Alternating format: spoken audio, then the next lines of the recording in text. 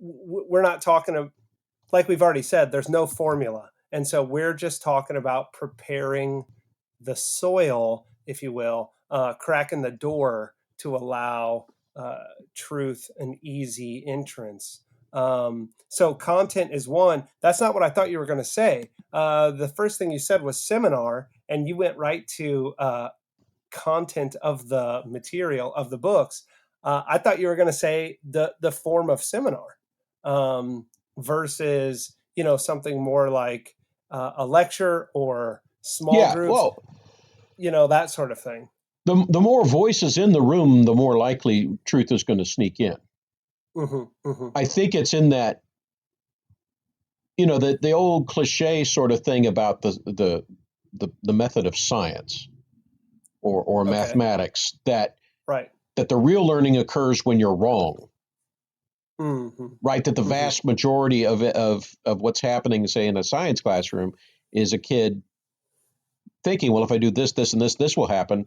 So they do this, this, and this, and wait a minute, why didn't that work? Right. If they did this, this, and this, and what they expected happened, they go, oh, well, I see, I already knew that, and move on. It's when when it messes up, and so,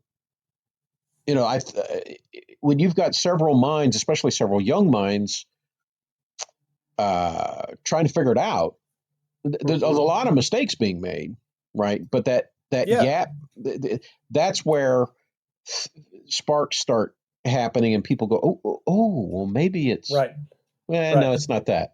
Well, but maybe, that could be it. And so then there's this variety of speculation, as opposed to, like you were saying, a lecture is basically, this is the way it is. Yeah. And my students seem very reticent. High school students don't seem happy to sit and just go, well, gee, Mr. Elliott, you're so smart. Of course you're right. The hand goes up in the air.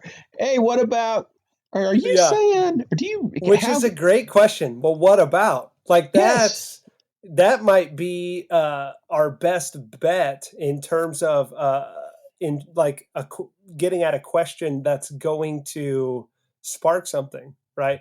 That's going to welcome truth in. Well, what about this? That's often been what gets the party started. Which is often resisted by the lecturer. Maybe this is another thing, what not to do, what will keep truth out of the room is such a rigid, I've got this plan, I've got this outline, I've got this PowerPoint, I've got this lesson, and your question's getting in the way of it. No. Yeah. right. That question has lit a fuse on the dynamite. Let it blow. Let it blow, dude. But time is a big deal here. And I think that was implied in what you'd say. It's implied in your poem.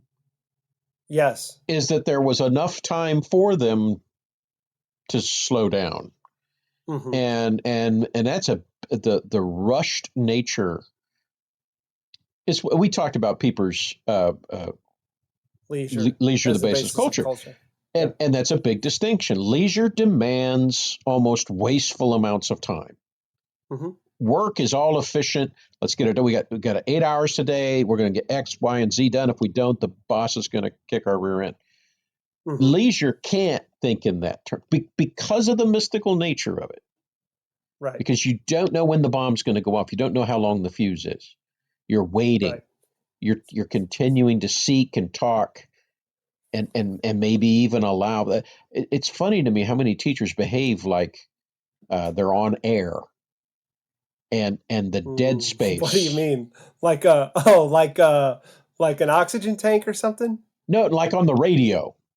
And silence. Or, like they're on a podcast. or like they're on a podcast, right? So we go through and we edit out all of the long pauses where, Jason says, well, are you going to say anything? Well, no, I was waiting for you to say something. Oh, well, that's a behind the scenes look at the podcast. Right. But in the classroom, many teachers they can't stand silence.